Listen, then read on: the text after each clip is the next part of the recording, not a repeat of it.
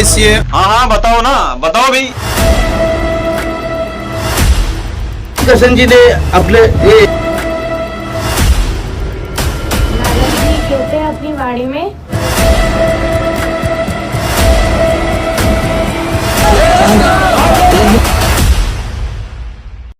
दर्शकों नमस्कार, स्वागत है आपका हमारे चैनल पर। जैसा कि हमारे चैनल की टैगलाइन है, सच जो आप जानना चाहते हैं, तो आज सतलोक आश्रम में हम उपस्थित हैं और यहाँ पर एक डिबेट का आयोजन किया जा रहा है। और इस डिबेट में हमारे साथ बहुत से लोग हैं जो विभिन्न धर्मों से जुड़े हुए हैं, विभिन्न पंथों से, विभिन्न जातियों से जुड़े हुए हैं। और इस डिबेट में आज हम चर्चा करेंगे हु इज गॉड, परमात्मा कौन है। देखिए, हम सब भगवान को मानते हैं और कहते हैं कि सबका मालिक एक है, फिर भी सबके अपने अपने अलग अलग भगवान हैं। कोई कृष्ण जी को भगवान मानता है, कोई शिव जी को भगवान मानता है, कोई ईसा मसीह को भगवान मानता है, कोई अल्लाह को, कोई गॉड को। और कुछ लोग हैं जो कबीर साहिब को भगवान मानते हैं। अब इसका कोई पैमाना तो होना चाहिए जिससे यह निर्धारित हो सके कि वास्तव में परमात्मा, वास्तव में सृष्टि का रचनहार कौन है। क्यों ये होना चाहिए कि नहीं होना चाहिए?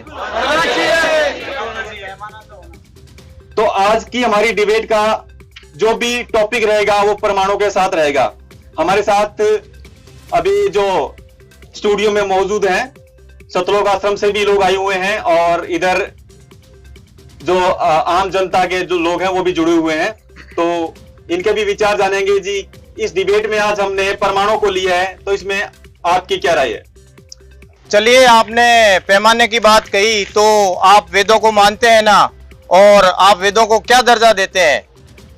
बताइए, यदि इस डिबेट का टॉपिक यदि सदग्रंथों को लें, प्रमाणों को लें हिंदू धर्म के, तो इसमें आपकी क्या राय है? वेदों की बात कही जाए तो जैसे कि अगर प्रमाणित तो हमारे शास्त्र है ही है। अगर वेदों को और अपने गीता जी को जो भी नहीं मानता है वो हिंदू है ही नहीं। बिल्कुल, ये तो जायज है। यदि कोई धर्मी, चाहे वो हिंदू धर्म का है, तो वो यदि वो वेदों और गीता को नहीं मानेगा तो इट मीन्स वो हिंदू ही नहीं है। तो सभी धर्मों के जो सदग्रंथ होते हैं वो आधार होते हैं उस धर्म का। तो ये बात तो सही है कि इनको सभी को ये मान्य है कि जो भी बहस होगी वो परमाणु के साथ में होगी।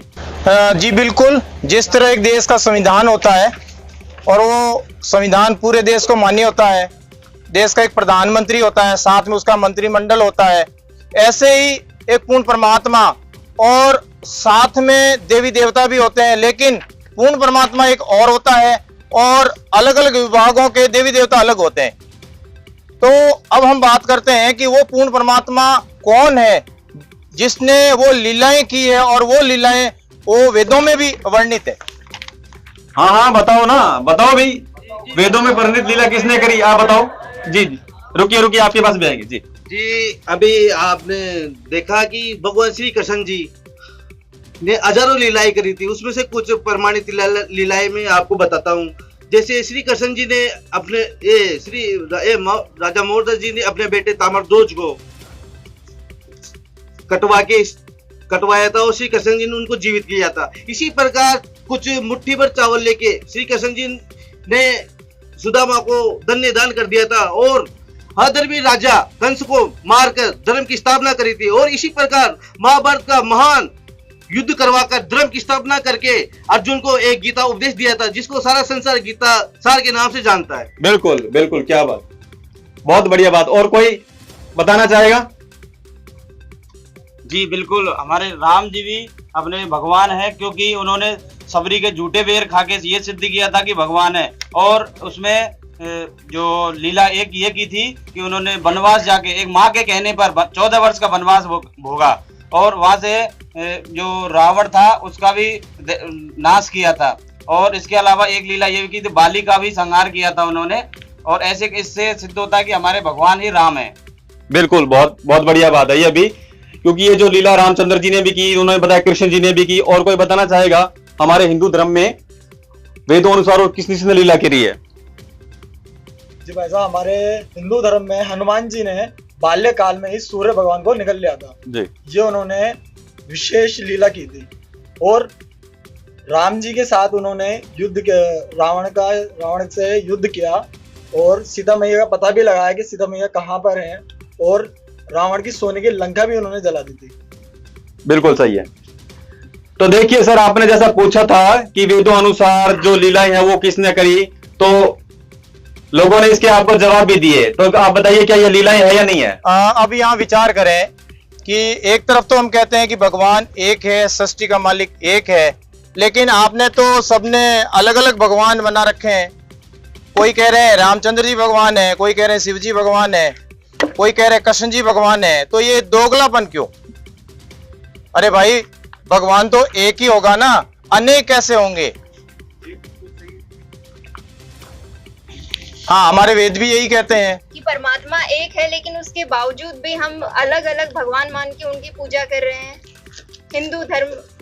हिंदू होने के नाते ये एक विचारणीय प्रश्न है जी। इनका ये जवाब है, जैसा कि अभी आपने बताया है। ये कहना चाह रहे हैं कि यदि आप भगवान को एक मानते हैं तो आपने अभी अलग अलग नाम गिनवा दिए, तो आप कोई इनको बताना चाहेंगे, इनकी बात का कोई जवाब देना चाहेंगे? जैसा ये पूछ रहे कि भगवान तो एक है लेकिन आप तो अलग अलग मान रहे हो ना। नहीं, भगवान तो एक ही है, सब इनके रूप ही है जी। भगवान विष्णु जी हैं जिनसे सभी संसार का संचालन हो रहा है, ठीक है। तो सारे भगवान उनके ही अवतार हैं।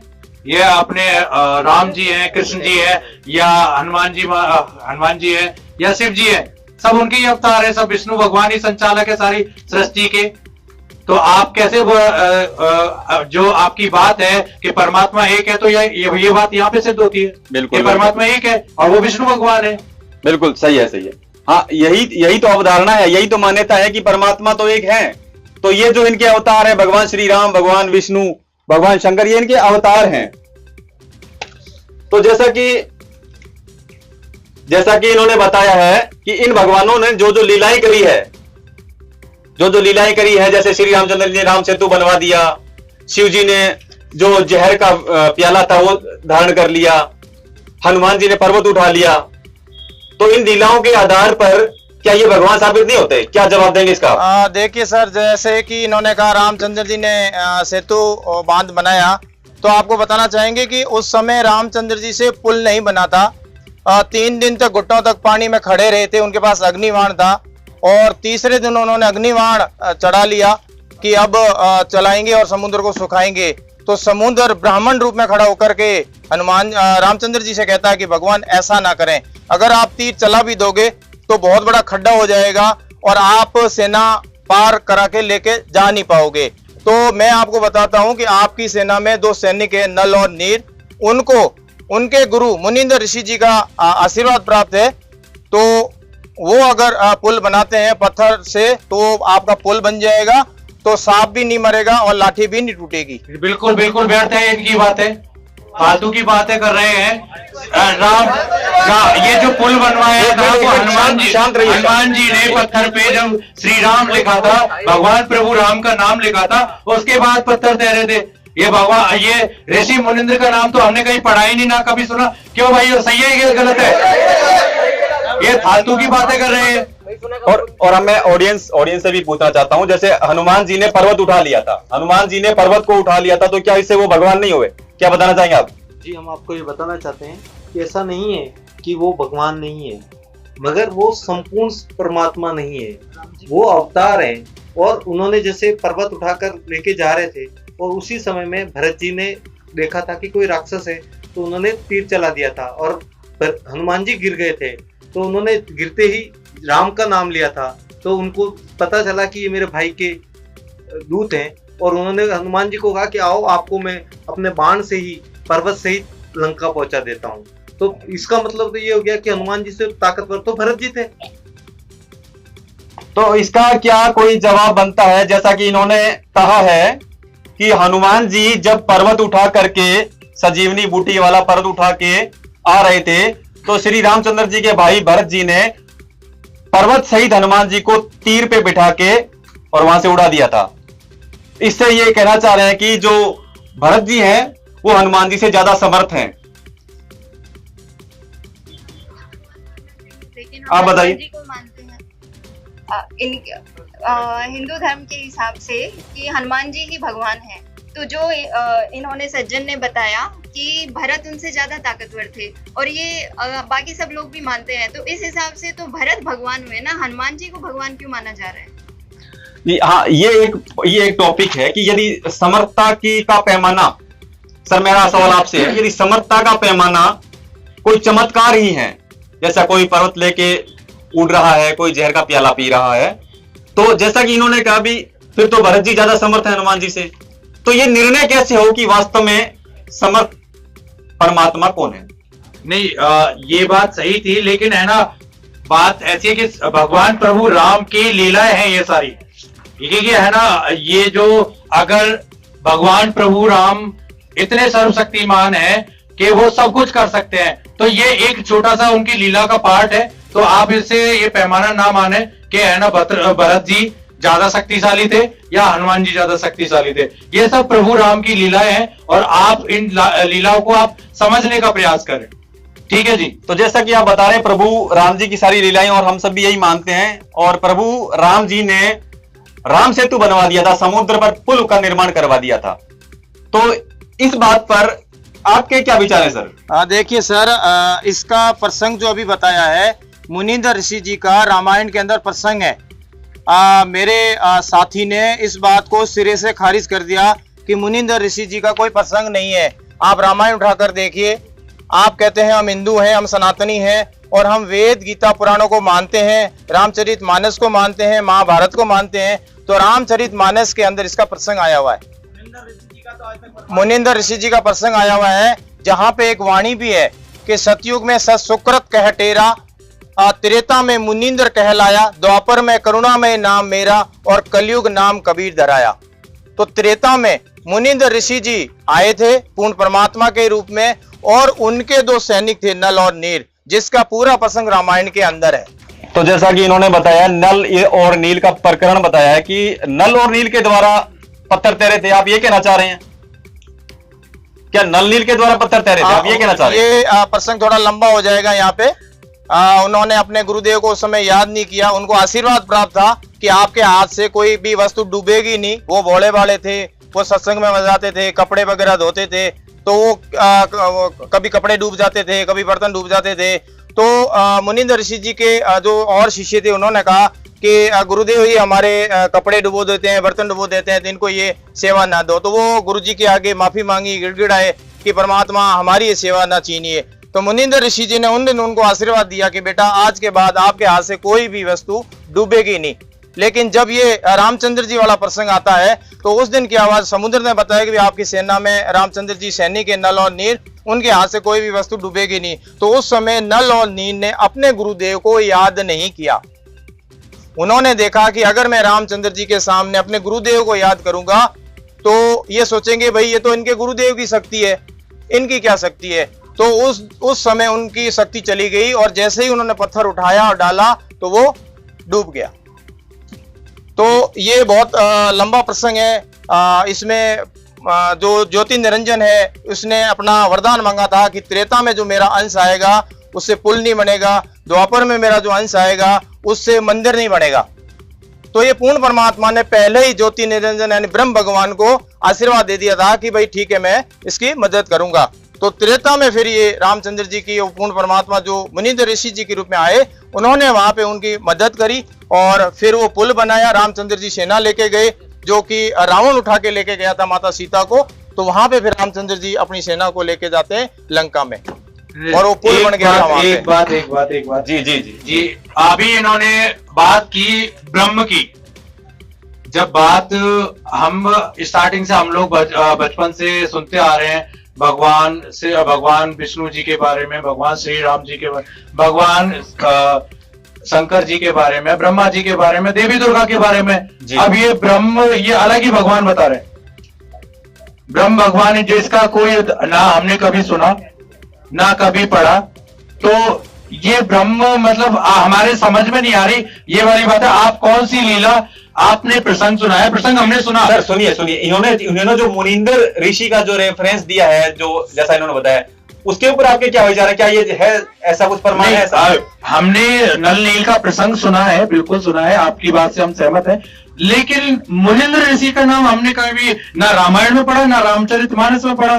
बताइए, आपको ये बातें मान्य है क्या? आप नहीं देखा मुनिंदर, ये जो मुनिंदर ऋषि जी है, ये आज तक हमारे धर्म शास्त्र के धर्मगुरु हैं, जो कथावाचक हैं, ये हमें कथा सुनाते हैं, हम भी सुनते हैं और आप भी सुनते हैं। और इस सनातन हिंदू धर्म के अंदर हमें सबको भी ये नॉर्मल तथ्य है, सबको पता होता है कि नल नील और भगवान रामचंद्र जी कथा हम सबने सुनी है, लेकिन मुनिंदर जी ऋषि और ये पूर्ण परमात्मा उनको आशीर्वाद देना, ये कभी सुना नहीं। तो एक मिनट आपने ऐसा रुकिए, अब अपने थोड़ा अगला टॉपिक लेते हैं, एक बार इसको ये छोड़ते हैं। अभी तक जैसे वैसे भी इन्होंने समर्था की यदि बात करें तो इनके पक्ष को नकारा तो नहीं जा सकता। खैर, इनके पक्ष को नकारा तो बिल्कुल नहीं जा सकता, जिनकी सच्चाई हमारे सामने इन्होंने रखी है। तो आगे हम देखते हैं कि वेदों में आखिर भगवान की ऐसी कौन सी लीलाएं हैं। जैसे लीलाओं का बात चल रही थी, तो ऐसी कौन सी लीलाएं हैं या ऐसे कौन से गुण हैं जिससे उसे एक वास्तविक परमात्मा का कोई रहस्य उजागर होता है। बताइए सर, आप वेदों में से कौन सी लीलाएं बताई गई है जिससे? वेदों में काफी ऐसी लीलाएं हैं जो पूर्ण परमात्मा ने धरती पे आकर की। जब परमात्मा धरती पे आता है तो उसकी परवरिश कंवारी गायों से होती है।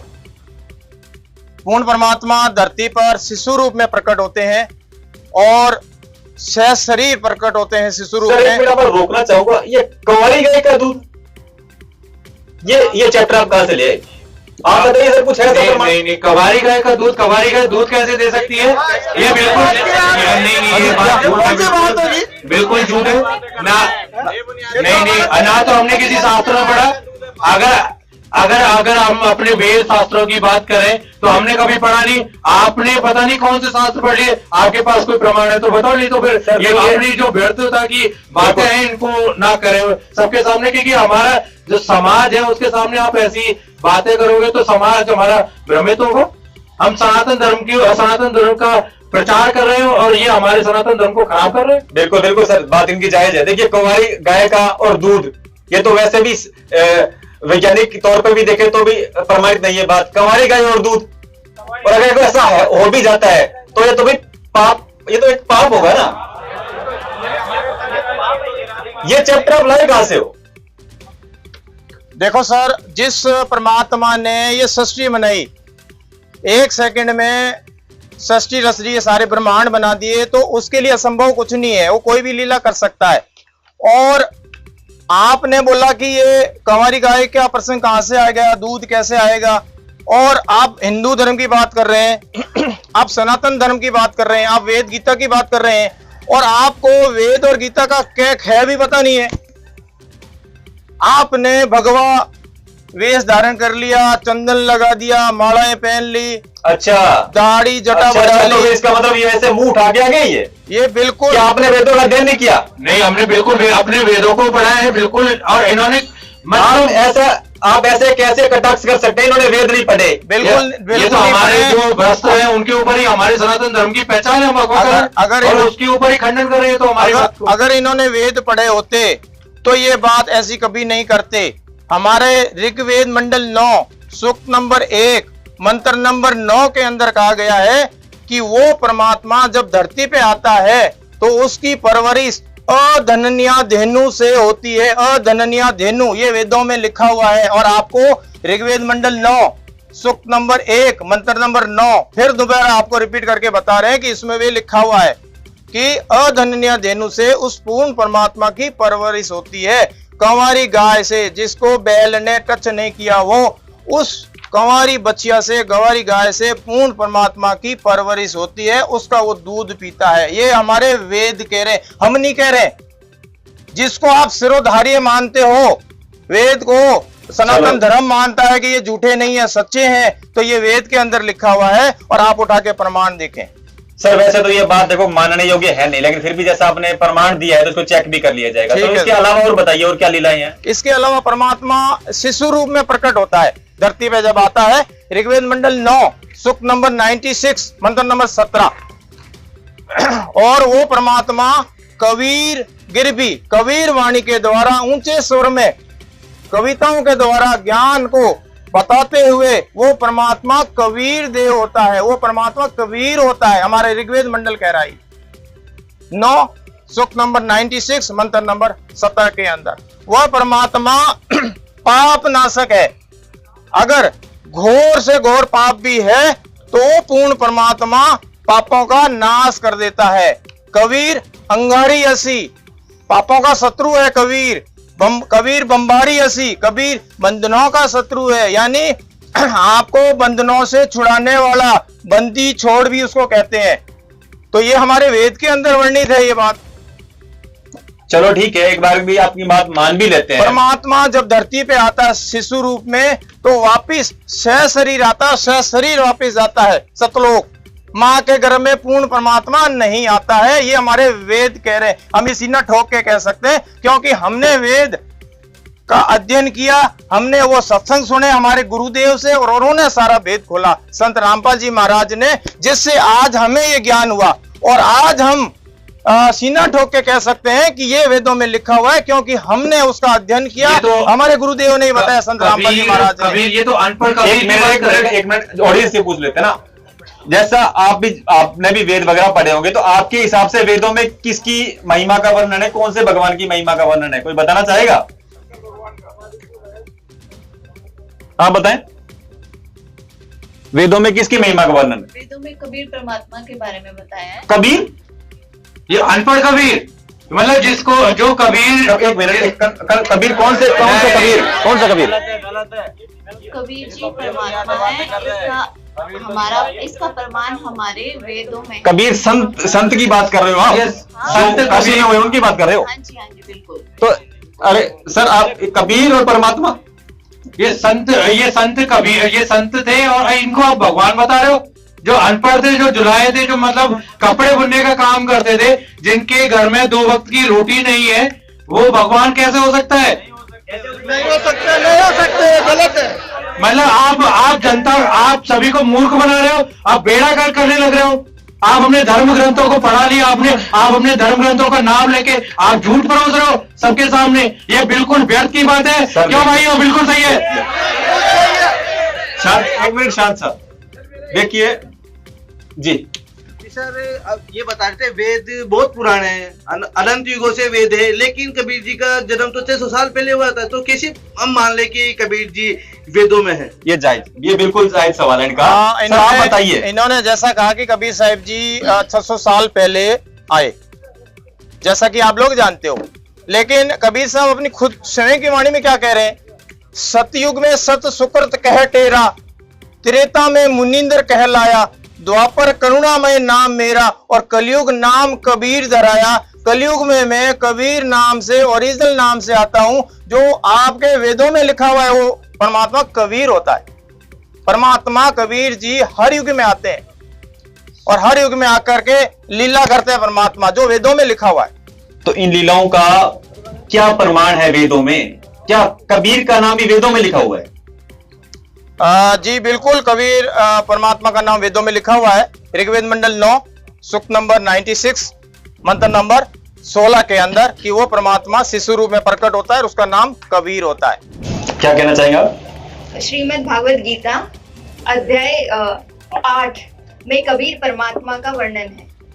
मद भगवत गीता में और कबीर का वर्णन, सर क्या यह जायज है? मद भगवत गीता में कबीर का वर्णन? नहीं, बिल्कुल गलत है ये तो। हम मतलब कबीर जी का वर्णन, मतलब हमने भगवत गीता को पढ़ा है, मतलब कहीं पे भी कबीर जी का नाम नहीं है सर। कबीर वर्ड ही नहीं है, कबीर भगवत गीता में नहीं है। एक सर, मेरा एक क्वेश्चन है, आप हम सबको क्यों मूर्ख बना रहे हो? उसमें तो कवि शब्द लिखा है, कवि शब्द का अर्थ आप कवि को कबीर कर रहे हो, ये कैसे साबित हो सकता है? देखिए सर जी, या कवि सर्वज्ञ नहीं हो सकता, और कवि का मतलब कबीर परमात्मा ही है। देखिए सर जी, जैसा कि मेरे साथी बार बार कह रहे हैं कि क्या हमने वेद पढ़े नहीं है, क्या हमने गीता पढ़ी नहीं है, तो शायद आपने पढ़ी नहीं है और अब पढ़ लें। आप संत रामपाल जी महाराज का सत्संग सुन के पढ़े तो आपको शायद समझ में आ जाएगा, क्योंकि गीता के 8वें अध्याय के 9वें श्लोक में कहा है कि वो परमात्मा तीनों लोकों में प्रवेश करके सबका धारण पोषण करता है, तो वो कवि यानी कबीर देव होता है। तो जैसा कि मेरे साथी कह रहे हैं कि वो तो कवि थे, तो आप मुझे ये बताइए कवि कभी सर्वज्ञ कैसे हो सकता है? तीनों लोकों में प्रवेश करके सबका धारण पोषण कवि कैसे कर सकता है? मेरे इस सवाल का आप जवाब दीजिए कोई, मेरे सनातनी भाइयों, मेरे हिंदू भाइयों, इस सवाल का जवाब दीजिए, कवि कभी सर्वज्ञ हो सकता है क्या? क्या जवाब सर आप इसका? इस बात का तो उत्तर हमारे पास भी नहीं है, क्योंकि कभी हमने इतने संतों के बारे में सुना है, लेकिन कभी सर्वज्ञ नहीं हुआ। लेकिन वहां पे कबीर नहीं है। हाँ, ये भी देखो, आप उसमें कबीर शब्द है, आप उसको कबीर सिद्ध नहीं कर सकते, आप उसको कबीर सिद्ध नहीं कर सकते, क्योंकि वहां पे आप सिर्फ कबीर जी के बारे में ये बात आप कैसे कर सकते हैं? सर यही कंसेप्ट क्लियर कर ले पहले। वैसे तो परमात्मा का जो मूलभूत स्वरूप है वो निराकार का है, जैसा कि हम सनातनी मानते हैं। तो जैसा कि इन्होंने लीलाएं बताई है, जैसा इन्होंने बताया कि वेदों में बताया कि वो कंवारी गायों का दूध पीता है, शिशु रूप में प्रकट होता है, पापों का वो नाश कर देता है, तो इस हिसाब से परमात्मा साकार है या निराकार? सर एक मिनट, जैसा कि इन्होंने कहा कि भाई कभी सर्वज्ञ नहीं हो सकता, ही तो एक्सेप्ट कर रहे हैं, लेकिन ये कह रहे हैं जो कवि लिखा हुआ वहां पे उसका कबीर देव नहीं है।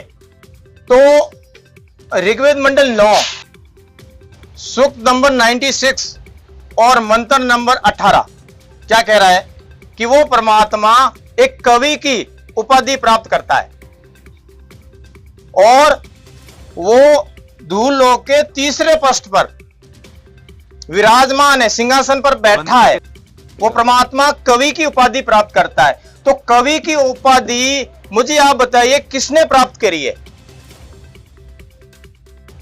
कवि की उपाधि सिर्फ और सिर्फ कबीर साहब के लिए लगती है, उन्होंने प्राप्त की है, क्योंकि कबीर साहब ने अपना तत्व ज्ञान लोकोक्तियों, दोहों, साखी वाणियों के माध्यम से बताया और कवि की तरह आचरण करते हुए वो पृथ्वी पर विचरण हुए, जो हमारे ऋग्वेद मंडल 9 सूक्त नंबर 96 मंत्र नंबर 18 कह रहा है। जी, कभी तो तुलसीदास जी भी थे जिन्होंने रामायण का पूरा वर्णन किया, तो इसका मतलब क्या हम परमात्मा उनको मान लें क्या? बिल्कुल सर, एक सवाल है हमारे ऑडियंस की तरफ से कि जैसा आप बता रहे हैं कि वो परमात्मा कवियों की तरह आचरण करता है, तो कवि तो बहुत हुए हैं और तुलसीदास जी तो रामायण के रचयिता और परम आदरणीय है, काफी उन्होंने वाणियों की, साखियों की, चौपाइयों की रचना करी है, तो इस हिसाब से क्या वो भी परमात्मा है? तुलसीदास जी त्रेता युग में हुए हैं, कबीर साहब तो हर युग में आते हैं और उन्होंने अपना तत्व ज्ञान प्रकट किया है, बताया है, दृढ़ भक्त आत्माओं को मिले हैं और वेदों में भी तो नाम लिखा हुआ है कबीर साहब जी का। हम एक बात से थोड़ी सिद्ध कर रहे हैं कि कवि से ही हम सिद्ध कर रहे हैं कबीर साहब को, वो कवि की उपाधि प्राप्त करते हैं। जैसा कि आपने भी बताया कि वेदों में ऐसा प्रमाण है कि वो परमात्मा राजा के समान दर्शनीय है और वो अपने सिंहासन पर विराजमान है। तो राजा के समान अगर दर्शनीय है तो वो साकार है, तो इसका मतलब उसको फिर किसी ने देखा होगा। किसने देखा परमात्मा को? भाई किसी ने देखा परमात्मा को? जी बिल्कुल, परमात्मा को देखा है। आप बताइए किसने देखा परमात्मा को? मैंने देखा परमात्मा को। परमात्मा श्री राम जी है, जो सबरी के झूठे बेर खा के उसको भक्ति की लाज रखी थी और राम से तो पुल बनवाया, और एक तरफ देखा जाए तो बाली को मारा, संहार किया मतलब उसका, और एक तरफ देखा जैसा कि इन्होंने परमात्मा का साकार होने का प्रमाण दिया, श्री राम जी को परमात्मा साकार रूप में ये मानते हैं, तो और परमात्मा श्री रामचंद्र जी है जिन्होंने बाल अवस्था में राजा जनक की भरी सभा में जिस महाधनुष को, जो शिव धनुष था, उसको कोई 10 कंधर रावण लंकापति नहीं उठा पाया था, उसको क्षण मात्र में श्री रामचंद्र जी ने तोड़ दिया। ऐसी वो महान शक्ति, इतने महान शक्ति, इतने सामर्थ्य और वो परमात्मा का साकार स्वरूप। और कोई बताना चाहेगा परमात्मा के साकार स्वरूप के बारे में? जी, श्री राम जी के अवतार श्री कृष्ण जी भी है। उन्होंने महाभारत के युद्ध के अंदर एक विराट रूप बताया था, जिसको देखकर, इस विराट रूप को देखकर अर्जुन भी घबरा गया था। वो महान परमात्मा श्री कृष्ण जी है। जी, गीता के अंदर श्री कृष्ण जी की महिमा है। श्री कृष्ण जी ने अपने स्वरूप का भी को उजागर किया है श्री कृष्ण के सामने, और अपनी महिमा का, अपने ज्ञान को वहां पर उजागर किया है। शिव जी भी हैं जिन्होंने विष का प्याला समुद्र मंथन के टाइम पे विष का प्याला अपने कंठ में रखा था, ठीक है, और शिव जी ने ही गणेश जी का सिर, उनके हाथी का सिर लगा दिया। मतलब भगवान अब मरे हुए को जिंदा कर रहे हैं, शिव जी जिंदा कर रहे हैं, तो क्या वो भगवान नहीं है? वो भी तो भगवान ही है। इसका वर्णन, ये वेदों की बात करें, वेदों में तो है ना, महाकाल का वर्णन भी है, आदि राम का भी वर्णन ही है, ठीक है, और महाविष्णु का भी वर्णन है। तो आप उन वेदों में तो मतलब हमारे विष्णु भगवान भी नहीं है ना, हमारे शिव जी भी है, बिल्कुल। तो मतलब इन भगवानों का नाम भी है। आप कबीर भगवान का नाम ले रहे हो, आप आप अपने कबीर जी को, जो संत थे, आप उनको परमात्मा बता रहे हो। और जो हमारे भगवानों के नाम है, आप उन भगवानों के नाम ही नहीं ले रहे। वहां पे सदाशिव भी लिखा है, बिल्कुल, ठीक है। और सदाशिव, शिव जी के बारे में वर्णन है, विष्णु जी के बारे में और ब्रह्मा जी के बारे में वर्णन है पूरा। मतलब कुछ भी बोले जा रहे हैं भाई साहब, और मतलब उसका ना तो कोई सेंस है, और हर एक चीज में इसका प्रमाण यहाँ पे है, इसका प्रमाण वहां पे है, और तो आपने ये प्रमाण नहीं पढ़े, ये भी कैसे बताओगे? ये भी तो अपने आप में प्रमाणित बातें आज की नहीं है। देखिए सर, युग हो गए इन बातों को चलते हुए। सर एक मिनट सुनिए, पहले आप सुनिए। अब जैसा कि इन्होंने बता ही दिया है, रामचंद्र जी ने कितने चमत्कार किए थे। राम सेतु बनवा दिया था, और शंकर जी ने तो विष को धारण करके और पूरी सृष्टि को बचाया था, है ना। और हनुमान जी ने तो पर्वत तक उठा लिया था, और कृष्ण जी ने तो मृत मोर ध्वज के पुत्र तामर ध्वज को जीवित कर दिया था। तो क्या ये लीलाएं नहीं है परमात्मा की? देखिए मेरे साथियों को मैं बताना चाहूंगा जी कि एक मेरे भाई ने कहा कि भाई उन्होंने, कृष्ण जी ने विराट रूप दिखाया जी।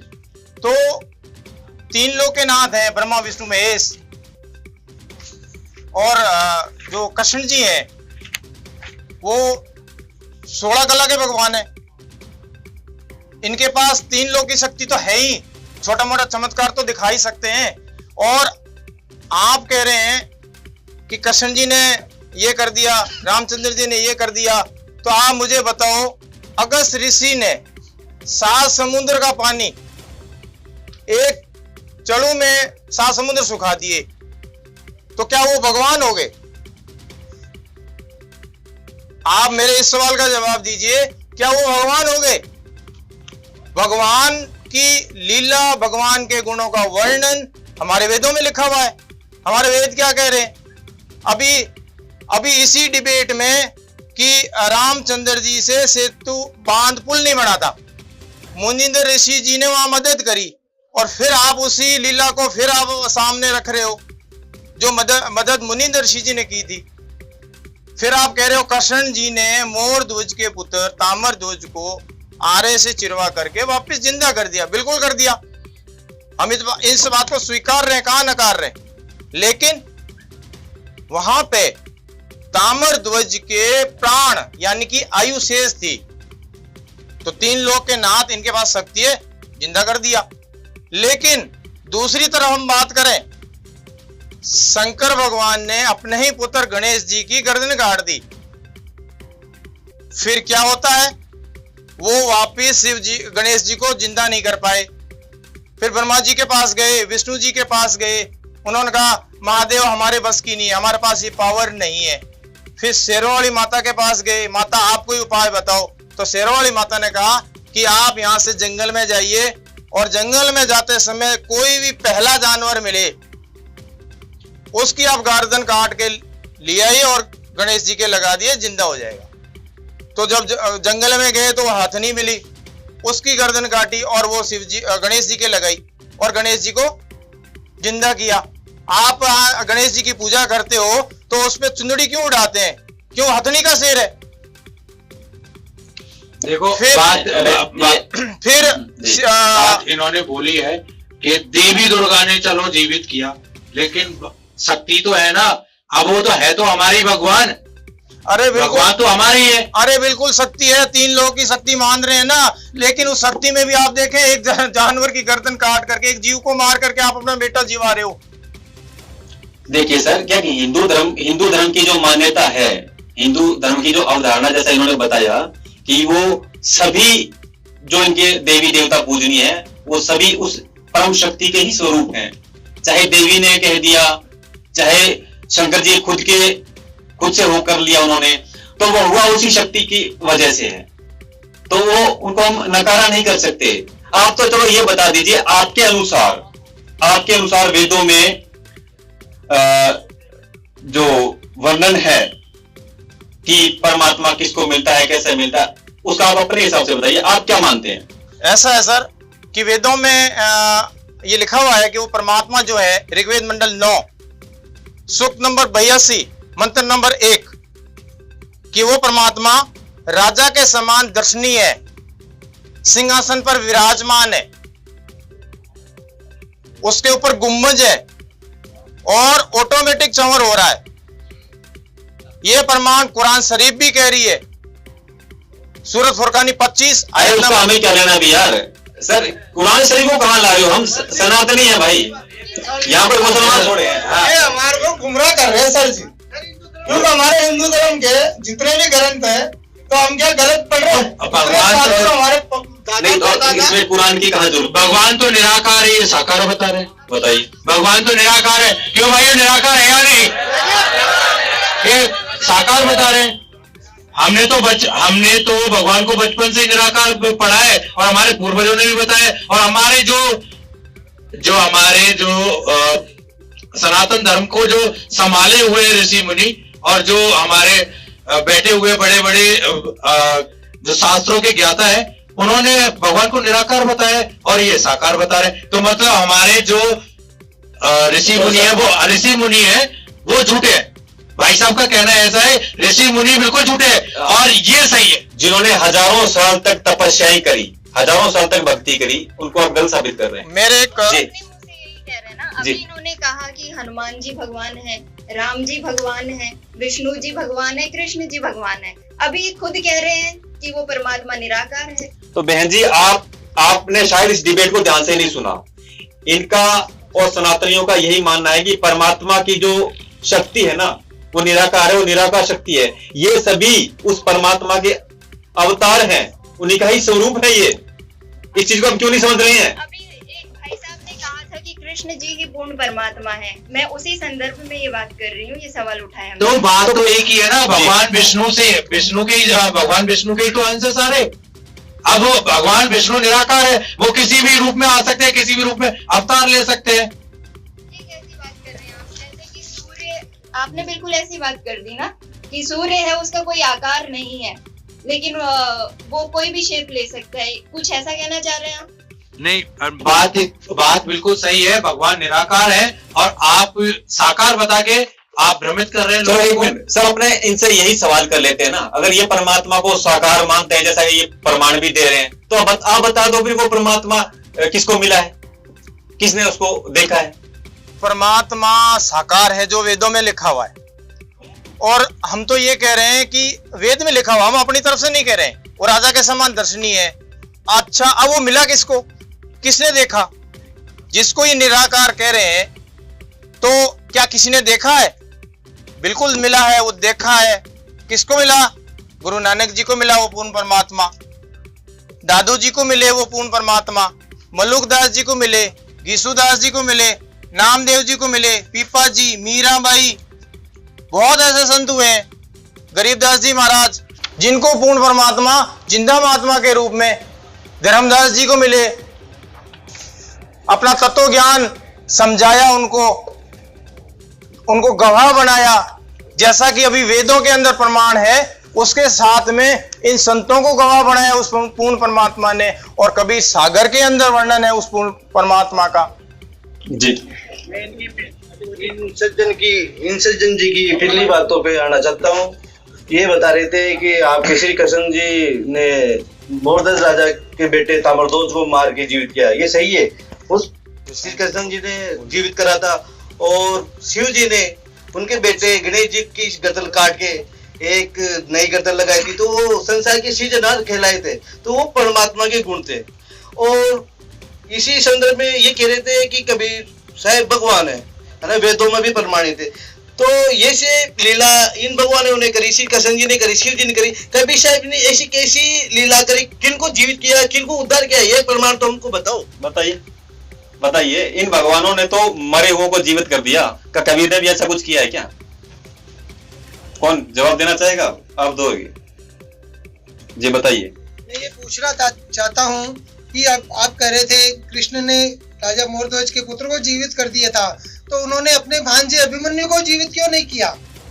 कबीर साहब ही भगवान है, कबीर साहब ही भगवान है। अनेक संतों ने अपनी वाणी में कहा है, हम सुल्तानी नानक तारे दादू को उपदेश दिया, जात चुराहा भेद न पाया, सी माही कबीर हुआ। इनका सवाल आप मैं रिपीट कर देता हूँ। ये कहना चाहते हैं कि यदि कृष्ण जी ने मोर ध्वज के पुत्र तामर ध्वज को आरे से कटवा कर वापिस जीवित कर दिया था, तो उन्होंने अपने भांजे अभिमन्यु को, जो कि महाभारत के युद्ध में मारा गया था, उसको जीवित क्यों नहीं किया? है जवाब आपके पास?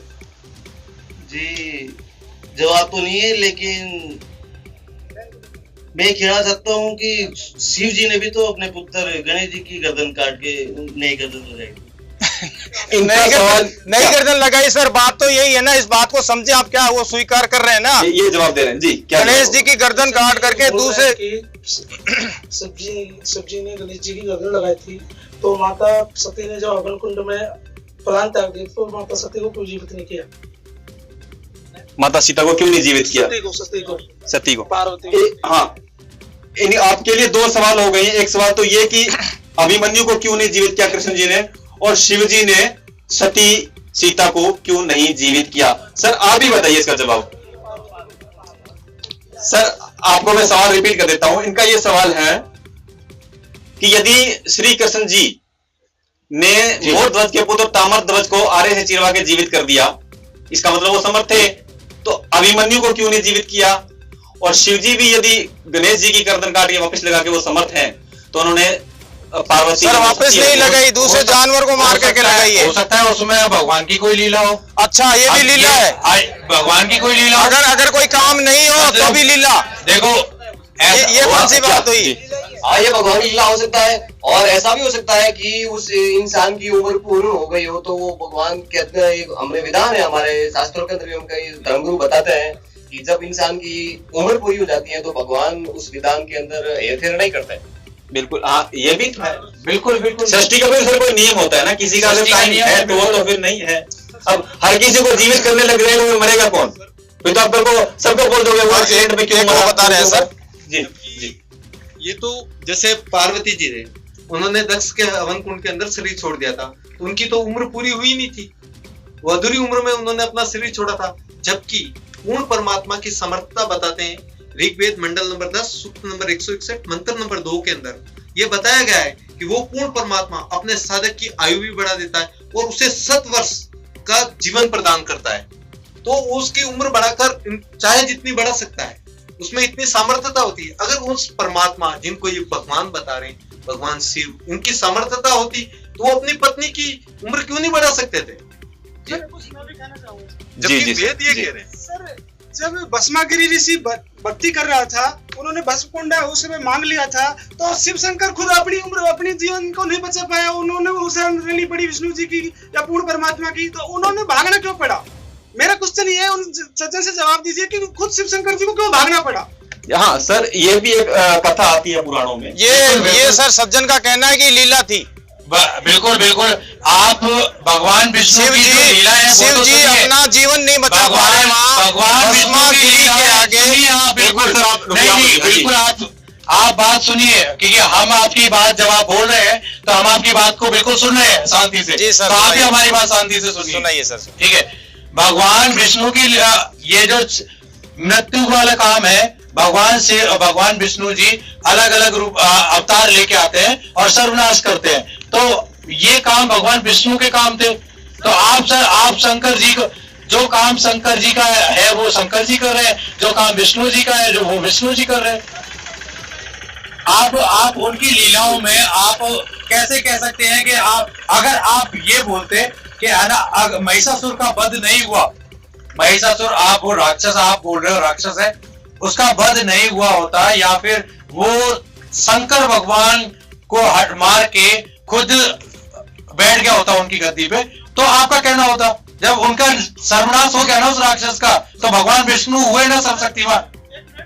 जी जी, बताओ भगवान विष्णु सर्वशक्तिमान हुए या नहीं हुए? सर ये सज्जन जी बता रहे हैं कि भगवान शंकर जी से बड़े विष्णु जी हो गए, इनका कहना ये सिद्ध हो गया। तो अब ये बताएं कि जब नारद जी ने विष्णु जी को श्राप दिया कि तू एक जन्म तू पत्नी के वियोग में तू जीवन व्यतीत करेगा और दुखी होकर मरेगा, तो वो अपना श्राप तो नहीं काट पाए थे, पूर्ण परमात्मा विष्णु जी है तो वो नारद जी का श्राप काट लेते। अरे सर इसका जी बताइए क्या क्या। सर कुछ चीजें संस्कारवश होती है, वो जो नहीं कर पाते वो। हाँ जी। कबीर साहब ने भी जब कमाल और कमाली को जीवित किया था तो उनकी भी तो जो आयु समाप्त हो चुकी थी और वो कमाली को तो कब्र में दबा दिया गया था। उसके बाद में जब कबीर साहब ने उनको जीवित कर दिया तो फिर वो ये श्री कृष्ण उनके भांजे को जीवित क्यों नहीं कर पाए? हाँ, प्रहार तो अच्छे खासे हो रहे हैं इधर दोनों तरफ से। सर आपको जवाब देना पड़ेगा ये यहाँ पर, जैसा इन्होंने पहले सवाल किया था, इधर से सवाल आया था भी इन भगवानों ने ये लीलाई करी, चमत्कार किए, मुर्दों को जीवित किया, कबीर ने क्या किया? तो जैसा ये बता रहे कबीर ने कमाल और कमाली को जीवित किया जो दफन कर दिए गए थे। देखो कुछ शक्तियां अगर भक्ति करने से भगवान राम के, क्योंकि है ना भगवान जो कबीर जी का नाम ले रहे हैं उन्होंने भी खुद राम भगवान का नाम लिया है। ठीक है, और उन भाई साहब का सवाल ये था कि आपने जैसा पिछले सवाल में जवाब दिया था उससे ये सिद्ध हुआ भी जो विष्णु है वो शिव जी से बड़े हैं। हाँ, ऐसा ही आपने कहा था। बिल्कुल बिल्कुल, विष्णु है जो शिव जी से बड़े हैं। तो उन विष्णु जी को नारद जी के श्रापवश राम रूप में आना पड़ा था। देखो ये भगवान की जो लीलाएं हैं ये अगर जो आप बोल रहे हो कि है ना राम भगवान को ये झेलना पड़ा, पत्नी का वियोग झेलना पड़ा, तो ये भगवान की लीलाएं हैं। और अगर सर्व मान लो कि किसी ने कुछ बात बोली और आपने उसका कहा मान लिया एक बार में, तो भगवान आप अपनी प्रार्थना भी तो करवाएगा। अब नारद जी भगवान के सामने उनकी तपस्या करेंगे तो भगवान उसके बदले में तो फल देंगे। अगर आप फल नहीं देंगे, अगर आप भक्ति नहीं करेंगे उनकी, तो फिर आप कैसे उनसे फल की उम्मीद कर सकते हैं? सही है। इसका मतलब ये सर एक बात बताइए, इस सृष्टि का जो एक मिनट है उस अकॉर्डिंग होता है ना ये तो। एक मिनट सर, ये सज्जन बार बार लीला का कह करके उसको बात को टाल देते हैं। नहीं, आप बताइए ना मेरे घर, जब ये बात थी हमारी कि कबीर साहब जी किस किस को मिले, आपने बात को जवाब भी नहीं दिया। आज आपने बताया आज के समय में, तो आप या तो उस बात का आंसर दीजिए। एक मिनट सर, पहले क्या होता था कि पंडित लोग, ब्राह्मण लोग संस्कृत जानते थे। दूसरा जो वर्ग समुदाय था उसके पास में संस्कृत का ज्ञान नहीं था, तो संस्कृत का श्लोक बोल करके वो दूसरे समुदाय के लोगों को बातों में ही या बोली में ही हरा देते थे। अब ये लीला का कहते हैं, तो हमारी जब बात शुरू हुई थी कि भाई वो पूर्ण परमात्मा जो है जिसने लीला की उसका वर्णन वेदों में लिखा हुआ है, उसका प्रमाण हमने बताया। अब आप लोगों ने लीला का कह करके कहीं प्रमाण नहीं बताया।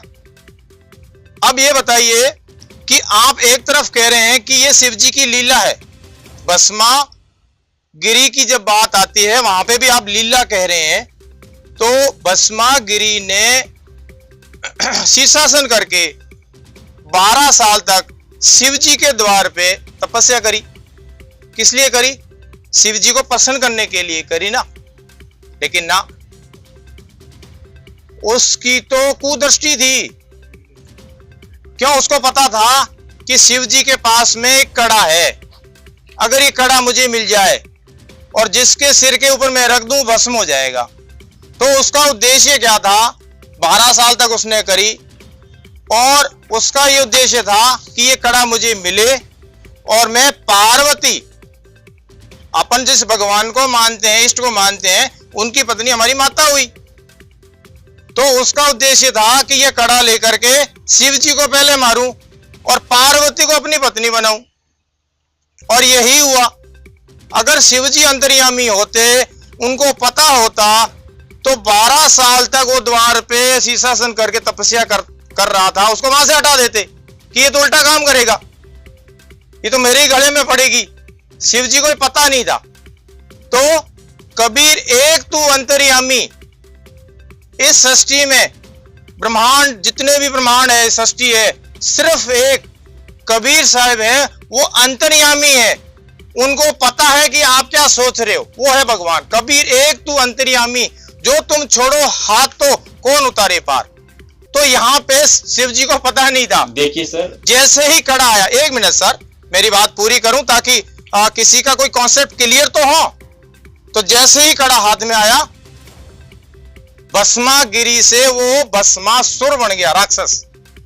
और कड़ा लेते ही कहा, शंभु सबसे पहले तेरे को मारूंगा और पार्वती को पत्नी बनाऊंगा। वहां पे शिव जी अपनी जान बचा करके भागे। किस तरीके से उनकी जान बची आप सबको पता है, और पुराणों के अंदर इसका प्रमाण है, लिखा हुआ है। जी आपने बताया। अच्छा, जहां हम लीला की बात करते हैं तो वेदों में वर्णित लीला तो कबीर प्रभु ने की। शिशु रूप में प्रकट हुए, सह शरीर आए, सह शरीर गए। आज 627वां कबीर साहिब जी का प्रकट दिवस मनाया जा रहा है सतलोक आश्रमों में। किस लिए मनाया जा रहा है कि वो कबीर साहिब जी शिशु रूप में आते हैं, सह शरीर आते हैं, सह शरीर जाते हैं। और सह शरीर जाने की लीला भी कबीर प्रभु ने मगहर में की थी। जहां आज भी मगहर में हिंदुओं ने और मुसलमानों ने वहां मंदिर और मस्जिद बनाए, जहां फूल मिले थे जाने के बाद में। हिंदू मुस्लिमों ने आधे आधे बांटे, मंदिर और मस्जिद बनाया, प्रेम से रह रहे। नहीं, आप इस बात का जवाब दीजिए। आपने बोला कि कबीर जी इस संत को मिले, इस संत को मिले, इस संत के, आपने 10 संतों के नाम गिनाए। आपने 10 संतों के नाम गिनाए, कहाँ प्रमाण है, कहाँ कुछ है उनका? आपने बोले कि है ना बस मिल गए। अरे ऐसे हमारे भगवान भी तो मिले। वो जरा कुछ कह रहे हैं, जरा सुनिए उनका भी, सुनिए विचार क्या कह रहे हैं। तो जी कबीर साहब जी जिन जिन को भी मिले उनके सबके प्रमाण है, और उनकी वाणियों में उनके बारे में सब बता रखा है। जैसे गुरु नानक जी साहब को कबीर साहब जी मिले थे, उसका प्रमाण है बेई नदी के ऊपर उनको गुरु मिले थे। और उन्होंने महिला पहला की जो वाणी है गुरु ग्रंथ साहिब के 721 नंबर पृष्ठ के ऊपर है, उसमें लिखा हुआ है, एक अर्ज गुप्तम पेश तो दर कुन करतार हक्का कबीर करीम तू बेएब परवरदिगार। उसमें कबीर साहब का पूरा नाम आ रहा है। कुन करतार मतलब सृष्टि का रचनहार, वो बेएब निर्विकार कौन है, वो हक्का कबीर है। बिल्कुल प्रमाण है। ऐसे सभी संतों की वाणी में प्रमाण है। दादू साहेब जी की वाणी में प्रमाण है, जिन मोह को निज नाम दिया सो ही खसम हमार, दादू दूसर कोई नहीं, वो कबीर सृजनहार। वो कबीर सृजनहार मतलब परमात्मा है। आप क्या कहेंगे? नानक जी कहते हैं अपनी वाणी में, राग सीरी महिला 1 प्रश्न नंबर 24 शब्द नंबर 29, फाई सूरत मलुकी वेश तो ठगवाड़ा ठगी देश, खरा सियाणा बहुता बार, वो धानक रूप रहा करतार। आप कैसे कह सकते हैं कि प्रमाण नहीं है? हम ये कहना चाहेंगे, हम बहुत सारे प्रमाण दिए गए हैं। ये जो बार बार प्रश्न कर रहे हैं, लीलाओं पे भी प्रश्न उठा रहे हैं, ये प्रमाण ही क्यों नहीं दे रहे हैं? हाँ, वो भी आएंगे। एक मिनट और भी कोई संतों का है प्रमाण आपके पास? जी एक मिनट आता हूँ। दादू जी ने अपनी वाणी में कहा है, जिन मोकू निज नाम दिया सोए सतगुरु हमार, दादू दूसरा कोई नहीं, कबीर से जनहार। दादू जी की वाणी में प्रमाण। ठीक है जी। गरीबदास जी की वाणी है कि अलल गरीबदास जी, ये कौन है? ये हरियाणा में है, हरियाणा के संत हैं। अच्छा। और इनको कबीर परमात्मा के मिले थे। इन्होंने कहा कि अलल पंख अनुराग है सुन मंदिर रहे धीर, दास गरीब उधार या सदगुरु मिले कबीर। तो कबीर परमात्मा इनको आके मिले थे और इनका मोक्ष किया। पानी से पैदा जी। पानी से पैदा नहीं, श्वासा नहीं शरीर, और अन्न आहार करता नहीं, ताका नाम कबीर। जी जी मलवा जी। चार दाग से सतगुरु न्यारा अजरो अमर शरीर, खोजो दास मलुक सलूक कहे, खोजो कसम कबीर। सर ये नहीं हमने जी अब एक मिनट आते हैं। गरीबदास जी को जानते नहीं, क्योंकि इन्होंने अभी तक जो प्रमाण दिए हैं वो अलग अलग धर्मों के गुरु संतों के दिए हैं। अभी तक हमारे हिंदू धर्म का एक भी संत का प्रमाण नहीं थे। गरीबदास जी को बता रहे, गरीबदास जी को हम आज तक पहचाने नहीं, जाने नहीं, कौन है गरीबदास जी? ना नाम सुना उनका, पता नहीं कहाँ से नाम लेकर आ रहे हैं। गरीबदास उसका प्रमाण दे रहे हैं, बेबुनियादी बातें कर रहे हैं, हमको अरे सर कितने संतों की वाणियों का प्रमाण थे? नानक जी कौन थे? बातें हैं सर नानक जी कौन थे? मीराबाई कौन थी? ये जो बातें हैं पूरे सनातन धर्म को खराब करने वाली बातें हैं। जो हमारे धर्म गुरु सनातन धर्म को लेके जा रहे हैं आगे, वो सनातन धर्म को खराब करने लग रहे हैं। अरे और नहीं आप गरीबदास जी का नाम आप इतने सारे संतों का नाम जो आपने दिया, आपने संतों का नाम बोला, हमने उसमें कोई हस्तक्षेप नहीं किया क्योंकि हमने भी उनका नाम सुना है। आपने मीराबाई का भी नाम लिया, मीराबाई तो कृष्ण भक्त थी, आप मीराबाई ने तो कृष्ण भगवान की पूजा करी थी, तो आप है ना मीराबाई का आप कबीर जी से नाम कैसे जोड़ रहे हो? बताइए। देखिए सर, अगर किसी चीज को जानिए तो उसके बारे में आपको प्रमाण पढ़ना पड़ेगा। अब आप कह रहे कि हम गरीबदास जी महाराज जी को नहीं जानते, तो आपने कभी गरीबदास जी महाराज जी को जानने का प्रयास ही नहीं किया, तो आप जानेंगे कैसे? तो उसको जानने के लिए आपको अपने शास्त्रों को देखना पड़ेगा, जिसमें गरीबदास जी महाराज जी का वर्णन आएगा। गरीबदास जी कोई छोटी हस्ती नहीं थे, उन्होंने उस पूर्ण परमात्मा को पाया है, और उसका वर्णन कबीर सागर, जो कि जितना ऑथेंटिक गुरु ग्रंथ साहिब है, जो सिखों में इतना आदरणीय है, उतना ही ऑथेंटिक और प्रमाणित कबीर सागर है। उसके अंदर गरीबदास जी महाराज जी का वर्णन है, जिसमें कबीर पंथ के 12 पंथों का वर्णन है। उसमें लिखा हुआ है कि संवत 1775 हुई ता दिन प्रेम प्रगटे जग सोई, और उसमें 12वें पंथ प्रगट भय बाणी, शब्द हमारे की निर्णय ठानी, और वो गरीबदासी पंथ है। उसमें पूरा वर्णन कर रखा कि गरीबदास जी जो छुड़ानी के अंदर आएंगे और उसमें मेरी वाणी प्रकट होगी, जो 24,000 वाणियों का ग्रंथ है, और वो गरीबदास जी महाराज जी ने लिखा है। तो सर एक सवाल इनका था कि आपने अभी जो प्रमाण बताए संतों की वाणियों से, ये इनका ये कहना कि ये संत तो कुछ मुसलमान धर्म से भी हुए हैं, कुछ बिलोंग कर रहे हैं, हिंदू शास्त्रों में कहाँ प्रमाण है? हिंदू शास्त्रों में कुछ प्रमाण दीजिए आप। सर जी हमारा हाँ। सवाल है, ये बता रहे 600 साल पुराना सवाल, तो 600 साल से हमारे हिंदू धर्म के सारे ग्रंथ है, सभी धर्म को ग्रंथ है, तो उनसे तो सेवा करते हैं, अनेक ग्रंथों में से तो चलती आ रही, सारी हम पूजा करवा रहे हैं, सब करवा रहे हैं, आज शादी ब्याह करवाते हैं, हम उसी तरीके से तो करवाते आ रहे हैं। अब ये कबीर साहब की कह रहे, चलो हम इनकी बात मानते हैं भाई साहब की, कि कबीर साहब ग्रंथ है, कबीर साहब भगवान है, तो हम कैसे सत्य माने इसको? इस बात का जवाब हिंदू शास्त्रों में प्रमाण हो? पहले तो मैं भाई साहब से पूछना चाहूंगा कि भाई साहब कितने पढ़े लिखे हो? भाई साहब 5वीं पास हूँ। अच्छा 5वीं पास हो, 5वीं पास भी समझ सकता है। भाषा एक समझने के लिए होती है, और इतने समय से अपनी जो ये वार्तालाप चल रही है, कितनी बार आपको प्रमाण दे दिया है पूर्ण परमात्मा का वेदों से।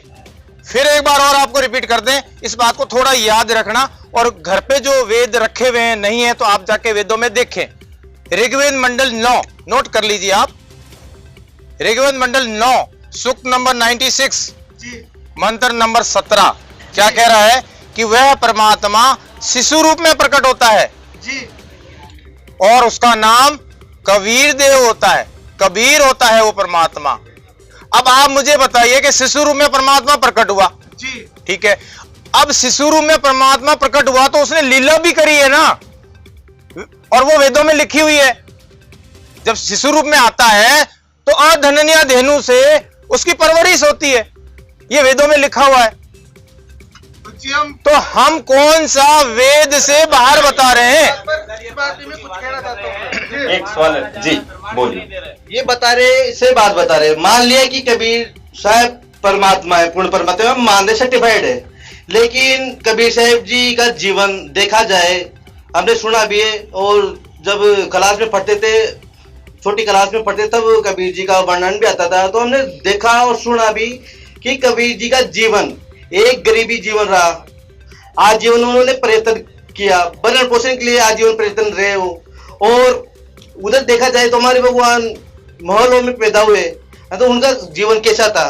चलो मान ले कि कबीर परमात्मा है, उनका जीवन ऐसा रहा, इस वजह से हम नहीं मान सकते कि कबीर परमात्मा है। दूसरी बात, वो स्वयं कबीर जी बताते हैं कि आप राम जी की भक्ति करो, कबीर जी ने राम जी की भक्ति करी थी, वो कहते राम बुलावा भेजिया दिया कबीरा रोए, और बताते कि राम नाम रटते रहो जब तक अगटे प्राण। फिर वो कबीर जी तो स्वयं राम जी की भक्ति बता रहे हैं, ये तो हम कैसे माने कि कबीर परमात्मा है? वो तो स्वयं दूसरे की भक्ति बता रहे हैं। राम जी के भक्त हम यही तो चाह रहे हैं साहब, जी जी इन सर की बात यही तो चाह रहे हैं, हमें सच्चाई बताए। चलो हम जानते नहीं है, हम इतने सालों से चल रहे हैं, तो हम भी तो सच्चाई चाहते हैं।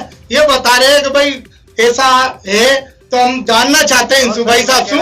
तो हम और सर मैं कहना चाहता हूँ, ये सर बता रहे हैं कि कबीर साहब जी ही पूर्ण परमात्मा है। तो कबीर साहब जी तो जैसे हमने पढ़ा था, अपने शिक्षित हुए थे, तो उस टाइम पे बताया था उसमें कि कबीर साहब जी तो एक विधवा ब्राह्मणी के गर्भ से जन्मे हैं। तो ये तो कोई तर्क मिल ही नहीं रहा सर। जी जी आप सर रामचंद्र जी त्रेता में हुए थे, तो सतयुग में कौन सा राम था? जो सर राम नाम रखने के लिए बात कह रहे हो। सर एक मिनट, जी सर पहले मैं मेरे भाई साहब का सवाल का जवाब दे दूं। इन्होंने बोला कि वो तो निर्धन थे, गरीब थे, वो कुछ नहीं कर सकते थे। तो आपको अगर पता हो, जैसा कि कबीर साहब हरयुग में आते हैं, और जब कलयुग में कबीर साहब जी आए थे तो एक बहुत बड़ी लीला करी थी उन्होंने। 3 दिन तक कबीर साहब जी ने भंडारा दिया था, और उसमें कितने व्यक्ति आए थे आप में से कोई बताएगा? 18 लाख। राम जी ने भी तो करी थी लीला, नहीं करी थी लीला?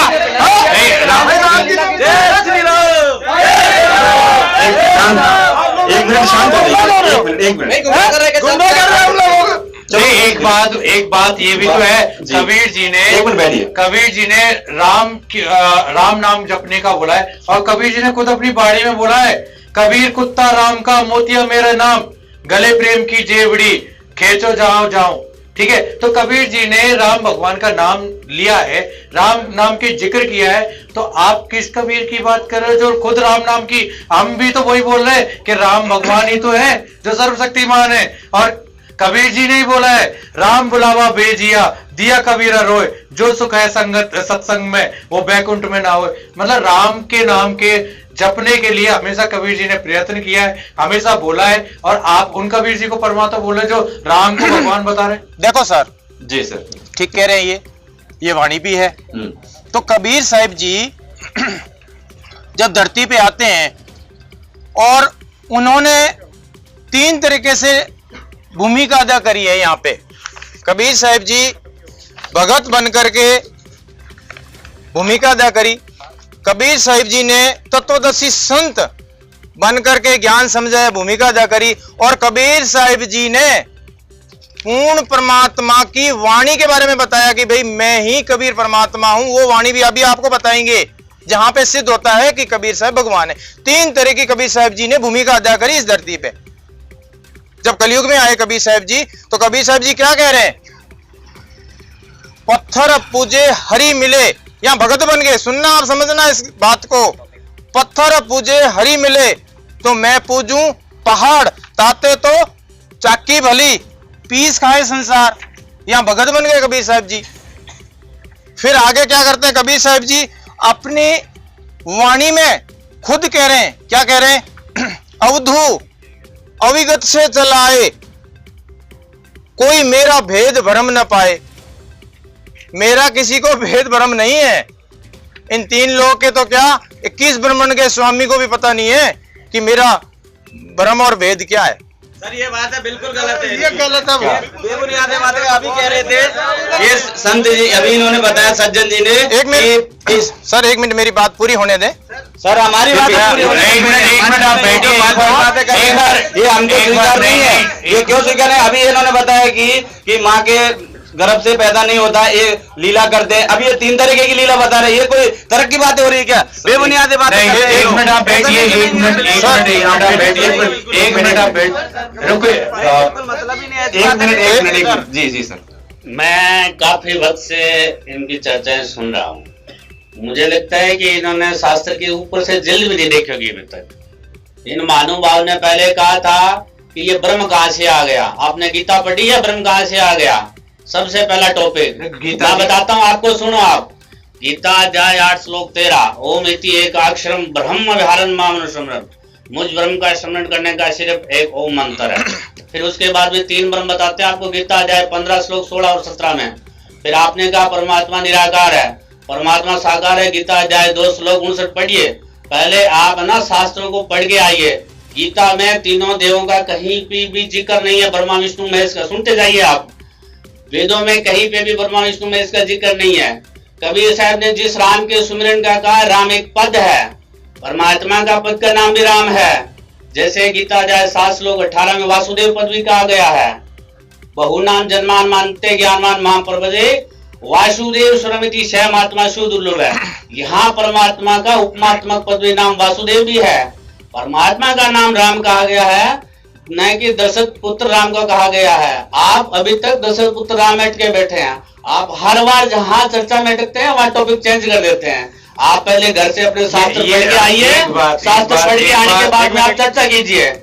आपको शास्त्रों का क्या ज्ञान नहीं है। हमारे धर्मगुरु का खंडन कर रहे हो, इसका मतलब एक मैं ये बोल रहा हूँ, आप जिस भगवत गीता की बात कर रहे हो तो वो तो भगवान श्री कृष्ण ने बोली है। आप किस भगवत गीता की बात कर रहे हो? गीता श्री कृष्ण ने बोली नहीं है। अगर आपने गीता पढ़ी होती ना, गीता श्री कृष्ण ने बोली नहीं है। इसका प्रमाण यहीं पे 8:13 में, ओम इति एकाक्षरम ब्रह्म विहारन माम अनुस्मरण। मुझ ब्रह्म का स्मरण करने का सिर्फ एक ओम मंत्र है, नथिंग एल्स। इसके अलावा कोई मंत्र नहीं है। यहाँ पे ये चीज प्रमाण होती है कि गीता बोलने वाला ब्रह्म है। सुनते जाओ, 1 मिनट आप सुनते जाओ। और इसकी अगर हम श्री कृष्ण को माने तो श्री कृष्ण जी एज ए विष्णु अवतार है, 16 कला 4 भुजा। जबकि गीता बोलने वाला 1000 कला 1000 भुजा। गीता जाए 11 श्लोक 32। सहस्त्राभाव तुम कौन हो? अर्जुन पूछ रहा है, हे सहस्त्राभाव तुम कौन हो? जबकि श्री कृष्ण और अर्जुन तो सगे मामा बुआ के भाई थे। तो भाई साहब, आप जो गीता की बात कर रहे हो, गीता जी जो अध्याय आप गिना रहे हो, 15वें अध्याय के श्लोक नंबर 18 पढ़ा है आपने? सर 1 मिनट, अपने ऐसे इस टॉपिक पे फिर आएंगे, लेकिन अभी जो हमारा टॉपिक रह गया था उस पे आते। 1 मिनट सर, आप कुछ बता रहे थे, आप एक बार उसको कंटिन्यू करिए। वेदों से कुछ प्रमाण बता रहे थे आप। सर वो टॉपिक क्या था, आप रिपीट कीजिए तो वापिस। आपने वेदों में संतों की वाणियों में प्रमाण तो खूब दिए थे। कबीर साहब ने 3 तरह की भूमिकाएं अदा करी, भगत की, तत्वदर्शी संत की और परमात्मा की। जो कि परमात्मा कबीर साहब जी स्वयं अपनी वाणी में भी कह रहे हैं कि ना मेरा जन्म बसेरा ना गर्भ बसेरा, ना मेरा जन्म ना गर्भ बसेरा, बालक बन दिखलाया काशी नगर जल कमल पर डेरा, तहां जुले ने पाया। फिर क्या कह रहे हैं कबीर साहब जी, मात पिता मेरे नहीं, मात पिता मेरे कछु नहीं, ना मेरे घर दासी, जुल्हे का अन सुत का आया, जगत करे मेरी हंसी। जुल्हा नीमा नीरू उनको उठा के लेके आए, जो अभी 627वां कबीर साहब प्रकट दिवस मना रहे हैं, उनको उठा के लेके आए। मैं उनका बेटा गाया और जगत मेरे ऊपर हंस रहा है, कबीर साहब अपनी वाणी में कह रहे हैं। फिर कबीर साहब जी क्या कह रहे हैं, 5 तत्व का धरना ही मेरा, जानू ज्ञान अपारा, शब्द स्वरूपी नाहिम साहिब का सो है नाम हमारा। फिर कबीर साहब जी कहते हैं, हाड़ चाम लहू ना मेरे, जाने सतनाम उपासी, तरन तारन अभय दाता, मैं हूं कबीर अविनाशी। अविनाशी किसको कहते हैं? जो जन्मता नहीं है, मरता नहीं है, मां के गर्भ में नहीं आता है, वो अविनाशी परमात्मा होता है, वो अविनाशी राम होता है, और वो है कबीर साहिब जी अविनाशी राम। इसीलिए कबीर साहिब जी ने क्या कहा है, 3 गुणन की भक्ति में भूल पड़ियो संसार, कहे कबीर ना निज नाम बिन कैसे उतरे पार। जब तक आपके पास में निज नाम नहीं होगा, सार नाम नहीं होगा, आदि नाम नहीं होगा, आदि नाम नहीं होगा, तो आपकी मुक्ति नहीं होगी। आप ब्रह्मा विष्णु महेश की भक्ति करोगे तो इनके लोक में चले जाओगे। इनकी साधना करनी है, हमें साधना करनी है। कबीर साहिब जी कह रहे हैं हमें इनको छोड़ना नहीं है, इनका अनादर नहीं करना है। कबीर साहिब जी अपनी वाणी में क्या कह रहे हैं, तीनों देवा, 1 मिनट सर मेरी बात सुनिए, 1 मिनट, तीनों देवा ब्रह्मा विष्णु महेश, तीनों देवा कमल बसे, प्रथम तीनों देवा कमल दल बसे, प्रथम इनकी वंदना, इनका आदर सत्कार करो, फिर सुन सतगुरु उपदेश। अगला उपदेश सुन, सतगुरु क्या कह रहे हैं, किसकी आपको पूजा करनी है, तो हमें पूजा पूर्ण परमात्मा की करनी है, और साधना हमारे आदरणीय देव ब्रह्मा जी, विष्णु जी और शिव जी की करनी है, जो जिनके ओरिजिनल मंत्र वर्तमान में संत रामपाल जी महाराज दे रहे हैं। आप आइए, इनसे नाम लीजिए संत रामपाल जी महाराज से और अपना मोक्ष करवाइए। सर एक मिनट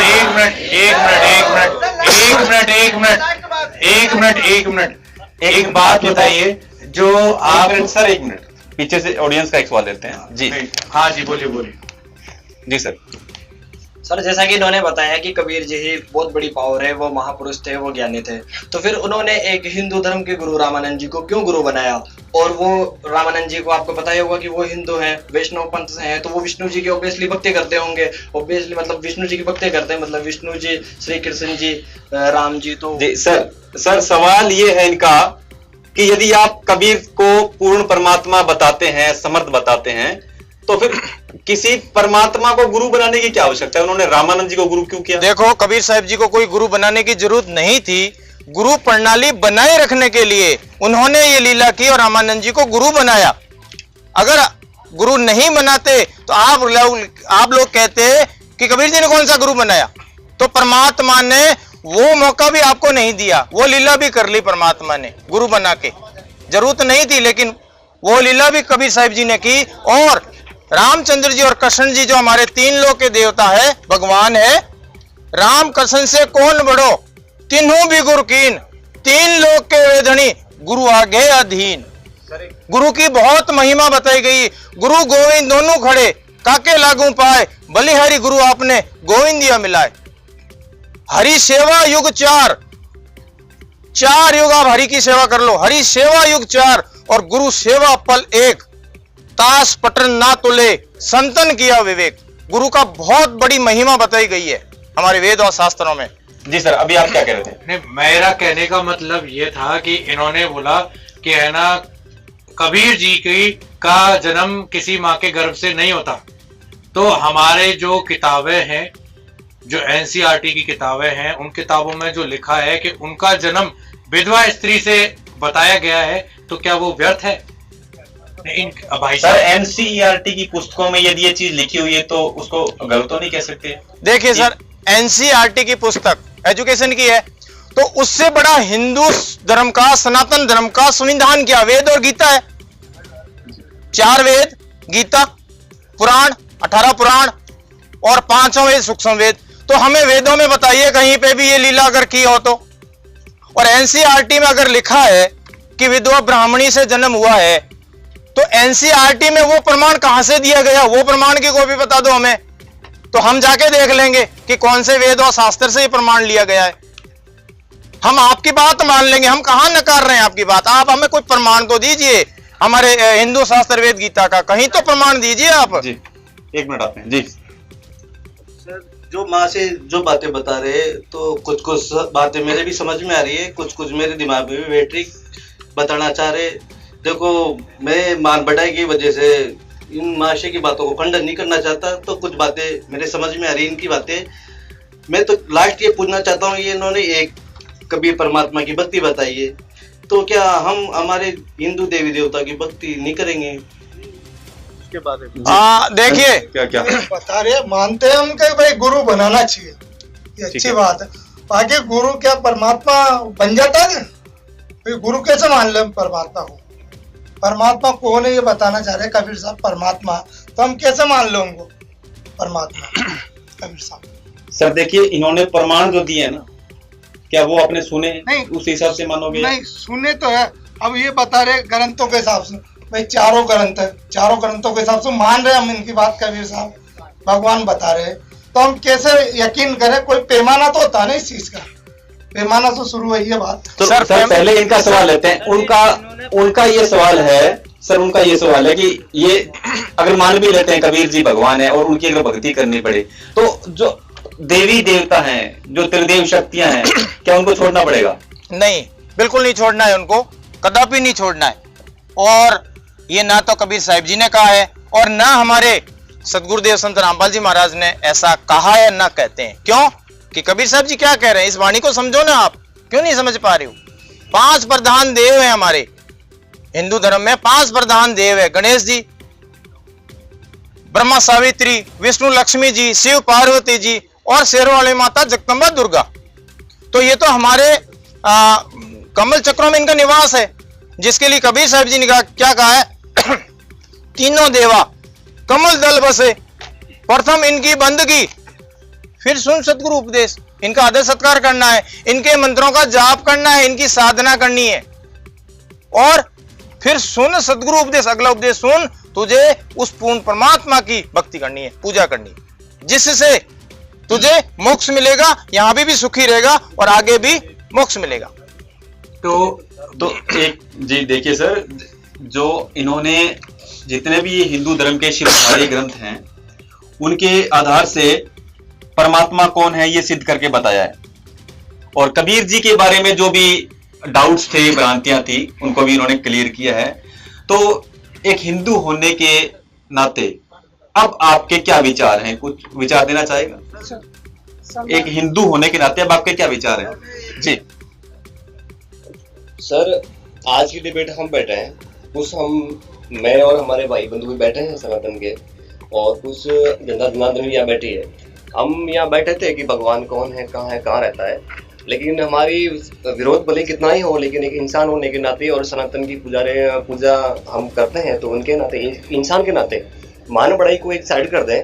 तो एक बात हमने आज सीखी है कि यहाँ जो सज्जन जी ने प्रमाण दिए हैं वो वाकई थोड़े सोचने पर मजबूर कर देते हैं, क्योंकि उन्होंने तो ऑथेंटिक दिए हैं और कहीं न कहीं हो सकता है इनको वापस देखने की जरूरत हो सकती है। और दूसरी बात यह है कि जो आपका जो क्या नाम इसका है, ऐसे न्यूज चैनल है, तो आप ऐसी डिबेट और चलाइए जिससे हो सकता है कि हम ये नहीं कहते हम पूर्ण है और हमारे अंदर पूरा ज्ञान संपूर्ण है, ऐसा नहीं कहते। हो सकता है उस सज्जन जी की बातें हमें सीखनी भी पड़े और हमारी बातें उस सज्जन जी को सीखनी पड़े। तो धन्यवाद है आपके ऐसे न्यूज चैनल के लिए कि आप ऐसी डिबेट और कीजिए जिससे हमारे अंदर भी, सज्जन जी के अंदर भी, और आज आपके इस ऐसे न्यूज चैनल के माध्यम से जितने भी मीडिया की टीवी के माध्यम से ज्ञान जाएगा उनकी जनता को भी पता चलेगा कि रील में है क्या। तो यही बात मैं कह के बात को एंड करूंगा कि आज की जो चर्चा हुई है वो निष्पक्षता के साथ हमें कुछ और कोई एक मिनट आपके पास आ रहे जी। मैंने इस डिबेट को ध्यानपूर्वक सुना और अब मुझे समझ में आया कि मैं जो साधना पूजा कर रही थी उसका कोई आधार नहीं था, क्योंकि मुझे अपने शास्त्रों का कोई ज्ञान नहीं था। अब मैं अपने शास्त्रों का अध्ययन करूंगी और उसे समझने की कोशिश करूंगी। और मैं इस चैनल का धन्यवाद करना चाहती हूँ जिसने ये डिबेट करा के हमें सत्य का मार्ग बताया और बताया परमात्मा कौन है। तो अब मैं ग्रंथों से अध्ययन करके मैं भी प्रयत्न करूंगी कि अपने अध्ययनों मतलब शास्त्रों का अध्ययन करूं और अपना मोक्ष कराऊं। जी आ रहे हैं। आपसे ये सवाल है कि सज्जन जी ने और लोगों ने प्रमाण दिए हैं कुछ ग्रंथों के, शास्त्रों के, संतों की वाणियों के, जिससे बहुत से डाउट क्लियर हो गए लोगों के। तो क्या आपके भी कोई डाउट क्लियर हुए? कैसा महसूस करते हैं? क्वेश्चन करता हूँ, जो सर ने आज जो चीजें हमें बताई है वो हमने कभी देखी भी नहीं थी और ना पढ़ी थी।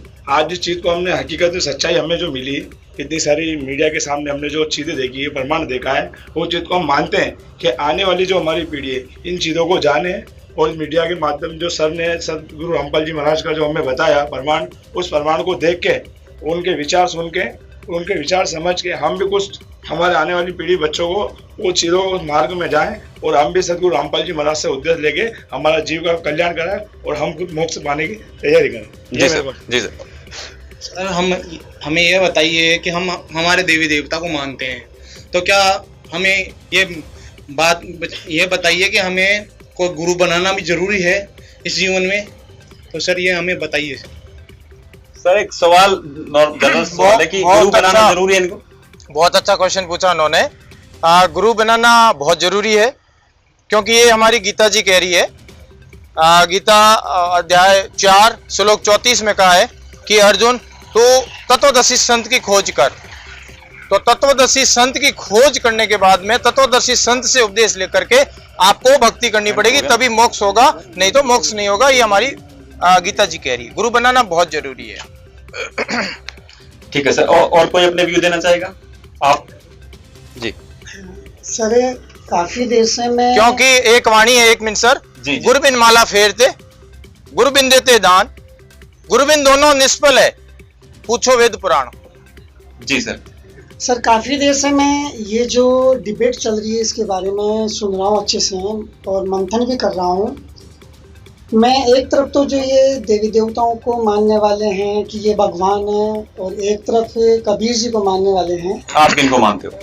मैं दोनों को ही नहीं मानता फिलहाल तो, लेकिन अब सोचने के बाद में ये साबित हो रहा है, ये समझ में आ रहा है कि जो इधर ब्रह्मा जी या विष्णु महेश या दुर्गा जी या गणेश जी हनुमान जी, इनको जो भगवान मान रहे हैं, इनके पास में किसी प्रकार का कोई प्रमाण इन्होंने सामने नहीं रखा है, कोई इनके पास में ऑथेंटिक प्रमाण नहीं है।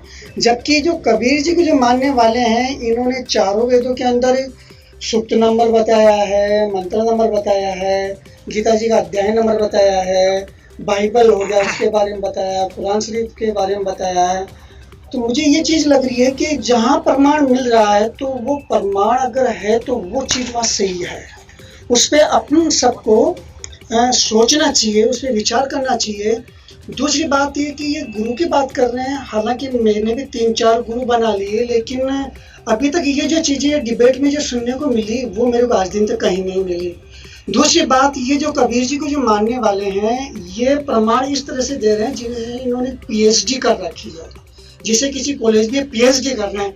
तो मेरा भी दिल यूँ कर रहा है कि कहीं ना कहीं मुझे भी इनके जो कॉलेज है जिसमें इन्होंने एडमिशन ले रखा है, एक ही बात बार बार बोल रहे हैं लास्ट में कि संत रामपाल जी महाराज ने इनको ये सब कुछ बताया है। तो मेरी भी इच्छा है कि एक बार मैं भी उनके इस आध्यात्मिक विद्यालय में प्रवेश लूँ, ऐसी मेरी इच्छा है। वैसे मैं इन किसी का विरोध नहीं कर रहा, लेकिन मैं इस सारांश पे पहुँचा हूँ कि तत्वदर्शी संत की भी बात यहाँ पे आ रही है। मैंने सुना था कि तत्वदर्शी संत होता है, लेकिन तत्वदर्शी संत के बारे में ये बता रहे हैं, प्रमाण सहित बता रहे हैं। तो मैं तो इन सब से एक निवेदन करूंगा कि आखिरकार जहाँ प्रमाण है वहाँ सब कुछ है, और प्रमाण के साथ इंसान को रहना चाहिए सर। जी जी जी। जैसा कि मेरे भाई साहब ने बताया जी सर कि ये कौन सी कॉलेज में पढ़े हैं, एडमिशन लिया है, तो हमें इसका कोई ज्ञान नहीं था और न ही आज कोई हमें ज्ञान है। ये ज्ञान हमारे सदगुरु संत रामपाल जी महाराज ने करवाया, जिसकी वजह से हमने वेद गीता खंगाले देखे, प्रमाण मिलाए, तब हमने सोचा और हमें लगा कि संत रामपाल जी महाराज तो 100 की 100 साची कह रहे हैं भाई। ये खजाना उस परमात्मा के बारे में, उस तत्व ज्ञान का खजाना हमारे वेद गीता कुरान बाइबल में छुपा पड़ा है, सूक्ष्म वेद में छुपा पड़ा है। आज तक हमारे को किसी तत्वदर्शी संत ने नहीं बताया। 600 साल पहले कबीर साहिब जी ने सारी वाणियां बोली, सारा ज्ञान समझाया, और अब वो ज्ञान संत रामपाल जी महाराज बता रहे हैं। कलयुग बीते 5500 पाचा, तब महापुरुष तक जग तारण को आए। तो वो महापुरुष इस धरा पे, और वो भी भारत की धरा पे आए हुए संत रामपाल जी महाराज जी। आप सभी जल्दी से जल्दी संत रामपाल जी महाराज से नाम दीक्षा ले और अपना कल्याण करवाएं। क्यों कि ये तत्व ज्ञान की जो उलझी हुई गुत्थी थी, संत रामपाल जी महाराज जी ने बहुत ही आसानी से सुलझा दी। 9 मन सूत उलझिया, ऋषि रहे झकमार, और सतगुरु ऐसा सुलझा दे, उलझे ने दूजी बार। तो भाइयों, वो सतगुरु इस धरती पे आए हुए हैं, पूर्ण परमात्मा संत रामपाल जी महाराज कबीर साहिब जी के ही रूप है, अवतार है, सदगुरु रूप में आए हुए हैं। उनसे उपदेश लें आप अति शीघ्र, उनका ज्ञान समझें। YouTube चैनल संत रामपाल जी महाराज पे देखें आप, साधना टीवी पे उनका प्रोग्राम आता है 7:30 से 8:30, वहां देखें और ज्ञान समझें, अपने शास्त्रों वेद गीता से प्रमाण मिलवाएं, और उसके बाद आप निर्णय लें कि सही क्या है और गलत क्या है। जी सर, जैसा अभी बात करें YouTube सोशल मीडिया की, तो ये चीज तो एकदम हम देखते हैं, संत रामपाल जी महाराज आपके हर दिन ट्रेंड में रहते हैं सोशल मीडिया पर, और वहां पर भी आप प्रमाण वगैरह दिखा रहे हो। आज लाइव देखने का मौका मिला हमारी ऑडियंस को, तो और कुछ कहना चाहोगे इस डिबेट के बारे में? जी सर। जी सर, इस साधु वेश में मुझे 22 साल हो गए, और संत रामपाल जी महाराज की वजह से ये गलत धारणा फैली हुई थी संत रामपाल जी महाराज की कि ये हिंदू देवी देवता को नहीं मानते, ये हिंदू विरोधी है। लेकिन इनकी बातों से और इनकी जो आत्मविश्वास है उससे लगा कि नहीं, संत रामपाल जी महाराज हिंदू विरोधी नहीं है, जो भी बातें बताई वो प्रमाणित बातें बताई इन्होंने। तो मुझे भी एहसास हो गया कि संत रामपाल जी महाराज सही ज्ञान बता रहे। मैं भी इनकी बातों को जानने की कोशिश करूंगा, इनकी पुस्तकें पढ़ने की कोशिश करूंगा। ठीक है जी, 1 मिनट आते हैं जी आपके पास। जी सर कबीर साहब की वाणी है कि लूट सको तो लूटियो, राम नाम की लूट, घर पीछे पछताओगे प्राण जाएंगे छूट। संत रामपाल जी महाराज राम नाम का ज्ञान दे रहे हैं। हम आपसे यही कहना चाहेंगे कि राम नाम का मंत्र लेके अपना कल्याण करवाए। जी ठीक है। और कोई अपने विचार देना चाहेगा? सर हम आपके विचार लेना चाहेंगे, आप स्टेज पे हैं, आप क्या कहना चाहेंगे? जी मैं निशब्द हूँ इस बात पे अभी, क्योंकि ये जितनी भी बातें हुई है हमने भी जो अभी तक हमारे पूर्वजों की बातों को माना है, पूर्वजों की बातों को जाना है और उनकी बातों पे हमने अमल किया है आज तक।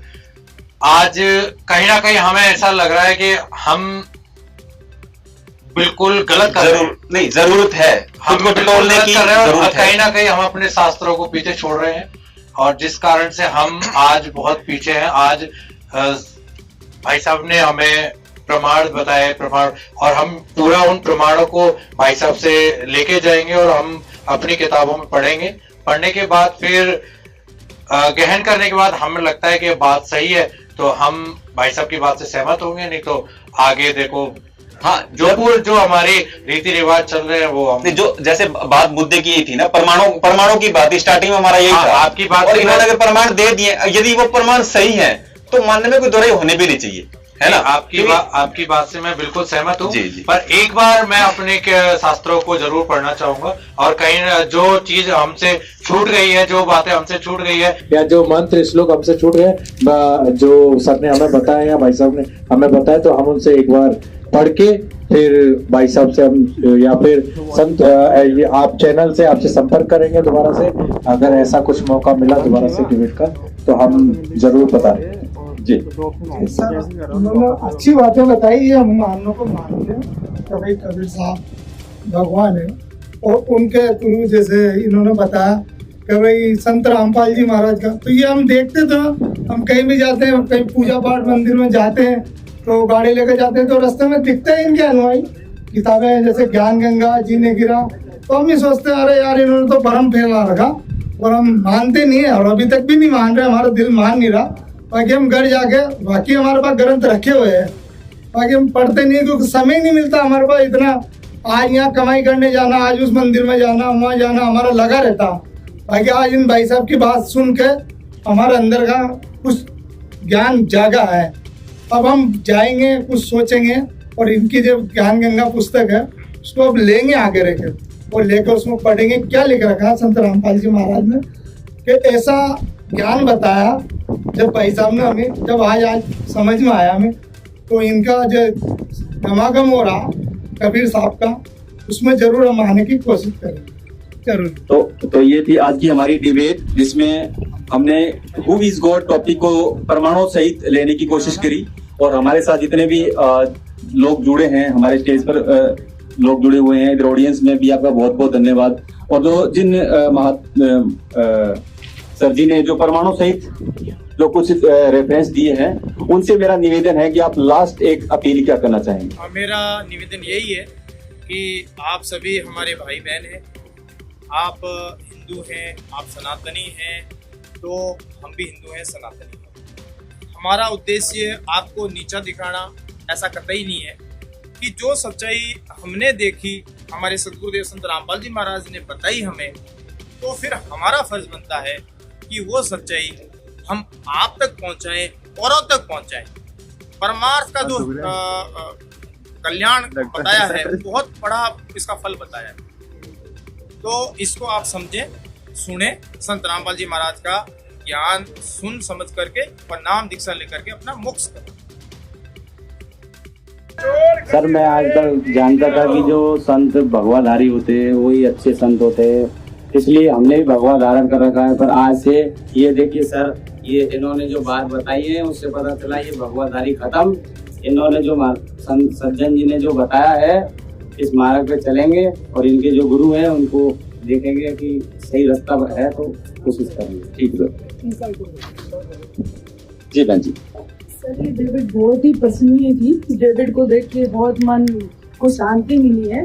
और मैं भी चाहूंगी कि संत रामपाल, मनुष्य जन्म बार बार नहीं मिलता, लाख 84 के बाद में मिलता है, वो सिर्फ हमें मोक्ष के लिए मिलता है। और मोक्ष का मार्ग आज हमें ये डेविड देख के मिला, जो ऐसे न्यूज चैनल के द्वारा, तो उसको मतलब देख के मुझे ये नॉलेज हुआ और मतलब कि ये चाहूँ भी कि ये बार बार ये डेविड ये डिस्कस किया जाए। और संत रामपाल जी महाराज के ज्ञान को देख के मुझे नॉलेज हुआ कि मैं भी संत रामपाल जी महाराज से जुड़ करके मोक्ष प्राप्त करूं, और आप भी एक बार इस बारे में विचार जरूर करें।